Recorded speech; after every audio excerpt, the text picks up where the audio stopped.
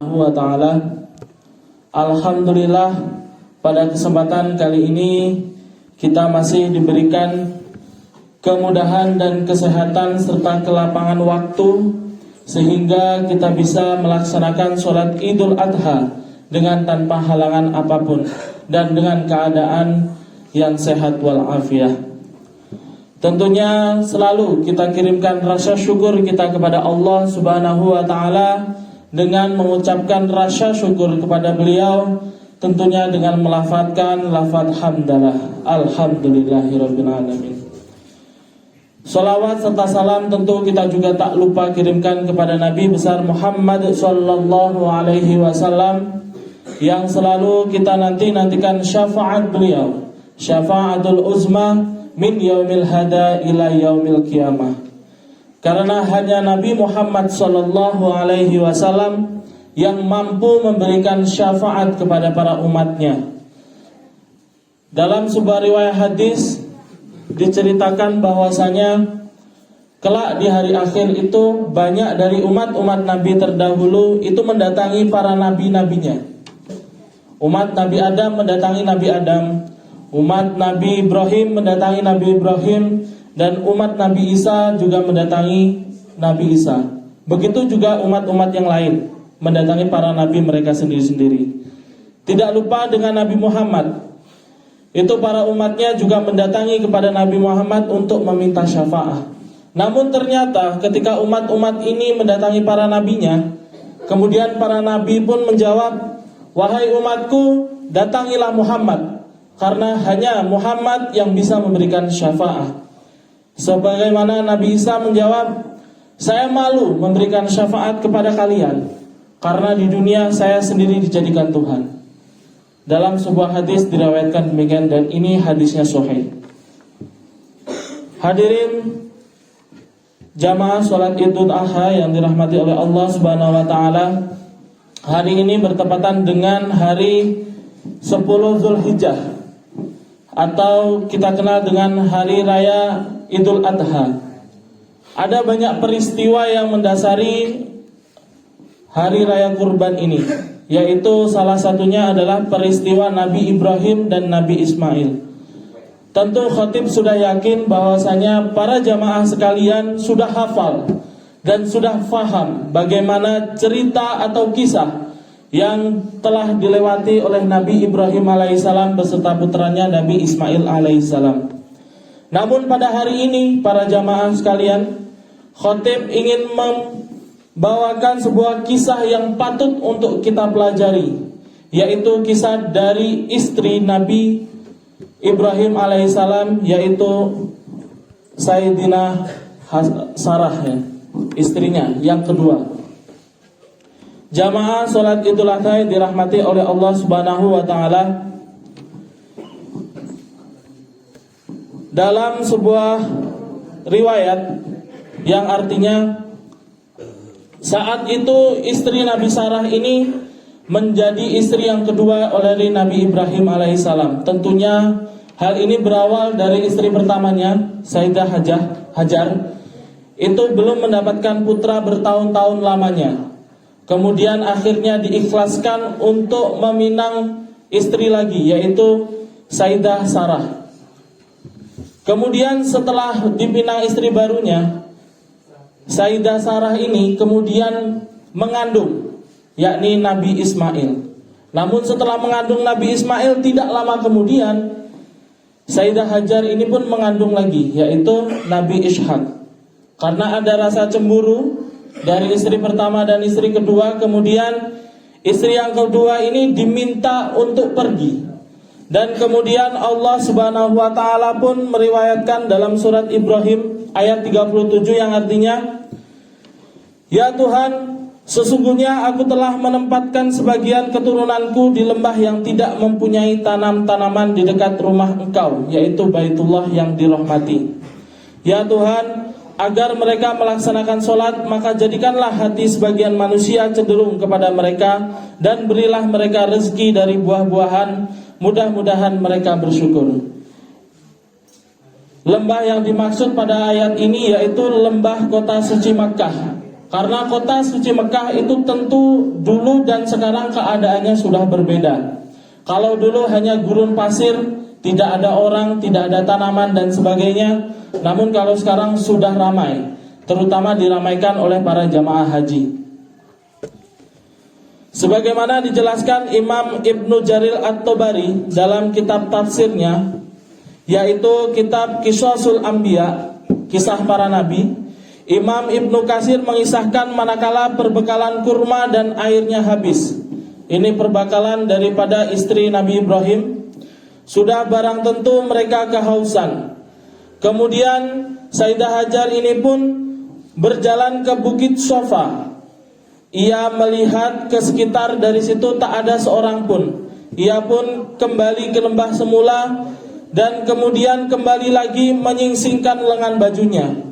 Karena saat itu Nabi Ismail sedang kehausan, pengen minum di padang gurun pasir, tidak ada air sama sekali. Sayyidah Hajar ini lari ke sana ke sini untuk mencari air. Namun tak ada seorang pun yang beliau lihat, karena hanya gurun pasir, tidak ada apa-apa. Mungkin kalau di Sumatera banyak air, tapi kalau di kota Mekah sana yang gurun pasir itu tidak ada air saat itu. Bolak-balik beliau itu dari Bukit Sofa ke Bukit Marwah untuk mencari air. Berkali-kali lari-lari mencari air, mencari perbantuan, gak ada orang, gak ada air. Sampai 7 kali. Setelah berusaha Sayyidah Hajar ini mencari air, kemudian ia berupaya untuk terus menghidupi putranya. Karena Nabi Ismail ini masih balita, masih kecil, dan kemudian kehausan, menangis karena anak-anak. Dengan segenap kekuatan mencari dan terus mencari penghidupan, sampai kemudian pada akhirnya muncullah air Zam-Zam. Dalam sebuah riwayat ini air Zam-Zam itu keluar ketika Nabi Ismail masih balita, masih bayi, menangis meronta-ronta, kakinya memukul-mukul padang pasir. Nah kemudian muncullah air Zam-Zam yang sampai sekarang itu masih menjadi sumber minum di Arab sana, di Mekah, kota Mekah. Dari situlah ia dapat kembali bisa minum dan menyusui putranya. Jamaah sholat Idul Adha yang dimuliakan oleh Allah Subhanahu wa Ta'ala, kisah Sayyidah Hajar ini ketika mencari air ke sana kemari kemudian diabadikan dengan peristiwa sa'i. Jadi para jamaah jika diberikan izin oleh Allah Subhanahu wa Ta'ala untuk bisa mengunjungi kota Mekah dan melaksanakan ibadah haji, maka peristiwa sa'i atau berlari-lari kecil dari Bukit Marwah ke dari Bukit Sofa ke Bukit Marwah dan kembali lagi dari Bukit Marwah ke Bukit Sofa, itu lambang peristiwa daripada Sayyidah Hajar mencari air minum untuk anaknya, yaitu Nabi Ismail alaihi salam. Kisah tersebut menunjukkan betapa perjuangan seorang ibu dalam mengasuh anaknya seorang diri sangat luar biasa. Karena saat itu Sayyidah Hajar ini tidak ditemani oleh Nabi Ibrahim, ditinggal di padang tandus berdua, hanya dipasrahkan kepada Allah Subhanahu wa Ta'ala, tidak ditemani, tidak dibantu, bahkan air pun harus mencari ke sana kemari. Ia demikian sabar dalam menghadapi salah satu ujian yang teramat berat baginya dari Allah Subhanahu wa Ta'ala, yaitu ditinggalkan oleh sang suami. Ia memahami bahwa suaminya yaitu Nabi Ibrahim alaihissalam meninggalkannya bersama putranya yang masih bayi bukanlah karena kehendak sendiri, melainkan atas perintah Allah Subhanahu wa Ta'ala. Karenanya ia menjalani hal tersebut dengan penuh kesabaran. Sabar ini para jamaah sholat Idul Adha dirahmati oleh Allah Subhanahu wa Ta'ala. Demikianlah Siti Hajar berlaku menghadapi cobaannya. Ia dengan tenang sembari tetap berupaya mencari solusi atas problem yang tengah dihadapinya. Jadi sabar ini tidak hanya berdiam diri ketika mendapatkan masalah, tetapi juga mencari solusi, seperti yang dilaksanakan oleh Sayyidah Hajar untuk putranya Nabi Ismail. Tidak ada pikiran dari beliau untuk tidak berupaya menjaga bayinya tersebut. Sedemikian sabarnya ia merawat titipannya tersebut sampai bolak-balik dari bukit satu ke bukit satu lainnya, sampai 7 kali bolak-balik. bersabar atas perintah Allah Subhanahu wa taala untuk tinggal di tempat tersebut pun bersabar untuk tidak membangkang dari perintah Allah Subhanahu wa taala. Allah Subhanahu wa taala berfirman dalam Al-Qur'an surat Al-Anfal ayat 46, wa atiullah wa rasulahu wa la tanaza'u fatafshalu wa tadhhabu rihukum wasbiru innallaha ma'as sabirin. Dan taatilah Allah dan Rasulnya, dan janganlah kamu berselisih yang menyebabkan kamu menjadi gentar dan kekuatanmu hilang, dan bersabarlah, sungguh Allah beserta orang-orang yang sabar. Jamaah yang dimuliakan oleh Allah Subhanahu wa taala, maka tak heran apabila kemudian pada era Nabi Muhammad sallallahu alaihi wasallam beliau meriwayatkan sebuah hadis bahwasanya hormatilah ibumu sampai 3 kali beliau berkata, baru kemudian hormatilah bapakmu. Karena memang riwayat ibu ini sudah banyak dari dulu, mulai dari Sayyidah Hajar, kemudian Sayyidah Aminah mengasuh Nabi Muhammad, sampai ibu-ibu kita juga demikian.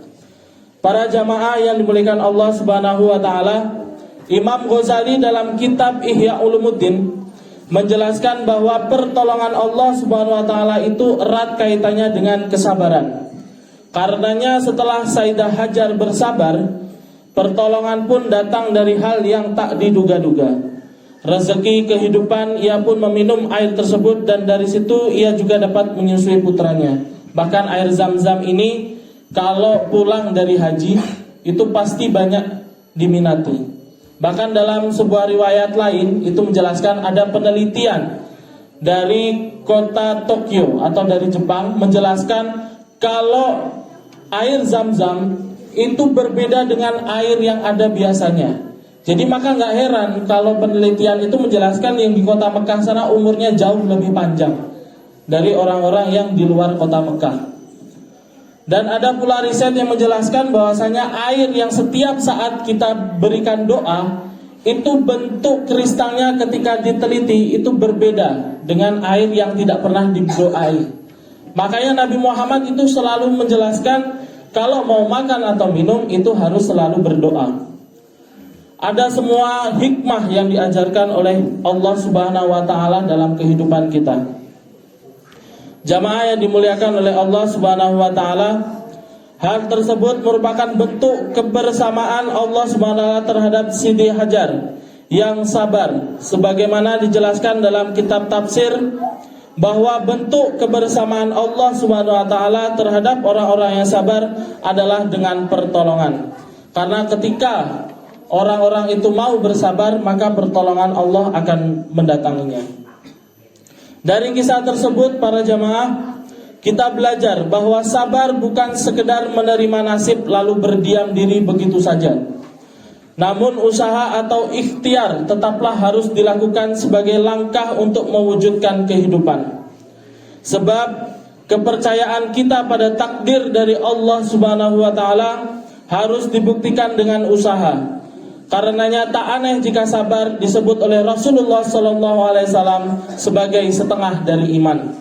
Senada dengan ayat yang tadi disampaikan, Rasulullah SAW juga bersabda, "Lau kana asrabru rajulan lakana kariman, wallahu yuhibbus sabirin." Lau kana as-sabru, jikalau sabar adalah seorang laki-laki, lau kana as-sabru rajulan lakana kariman, pastilah dia sosok yang mulia. Wallahu yuhibbus sabirin, Allah menyukai orang-orang yang sabar.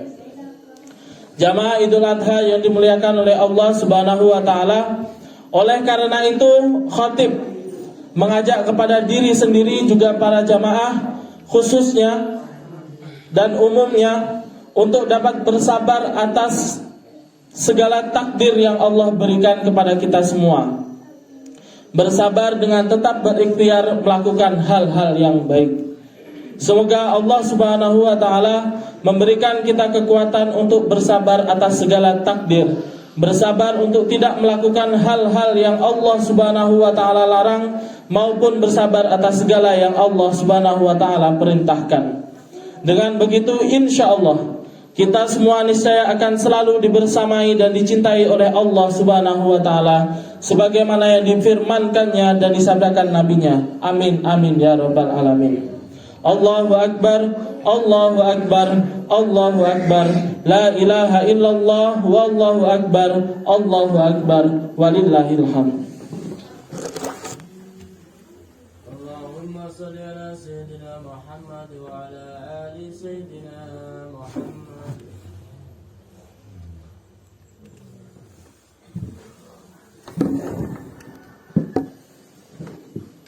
Allahu akbar, Allahu akbar, Allahu akbar, Allahu akbar, Allahu akbar, Allahu akbar. Alhamdulillahilladzi a'adal a'yada wa karram wa ashhadu an la ilaha illallah wahdahu la syarika lahul malikul akbar wa ashhadu anna sayyidina Muhammadan abduhu wa rasuluhu khairul khalaiqi wal bashar. Allahumma salli wa sallim wa barik ala sayyidina Muhammad asy-syafi'i fil mahsyar wa ala alihi wa ashabihi al-adhar. Allahu akbar, amma ba'du. Faya ayuhan nas, usikum wa nafsi bitaqwallahi faqad fazal muttaqun. Faqala Allah ta'ala, innallaha wa malaikatahu yusalluna 'alan nabi. Ya ayyuhalladzina amanu sallu alaihi wa sallimu taslima. Allahumma salli wa sallim ala sayyidina Muhammad habibika sahibil wajhil anwar wa ala alihi warda. Allahumma anil khulafa'ir rasyidin wa anil ashabi nabiyika ajmain wat tabi'in wat tabi'in tabi'in wat tabi'ihim ila yaumiddin. Allahumma ighfir, Allahumma ighfir, Allahumma ighfir lil muslimina wal muslimat wal mu'minina wal mu'minat. Allahumma dfa' 'annal ghala wal waba wat ta'una wal amrad wal fitana ma la yadfa'u ghairaka 'anal baladina hadza Indonesia khassah 'an sa'iri biladil muslimina ammah ya rabbal alamin. Rabbana atina fid dunya hasanah wa fil akhirati hasanah wa qina adzabannar. Amin amin ya rabbal alamin. Allahu akbar, Allahu akbar, Allahu akbar. La ilaha illallah wallahu akbar, Allahu akbar, walillahil hamd. Assalamualaikum warahmatullahi wabarakatuh.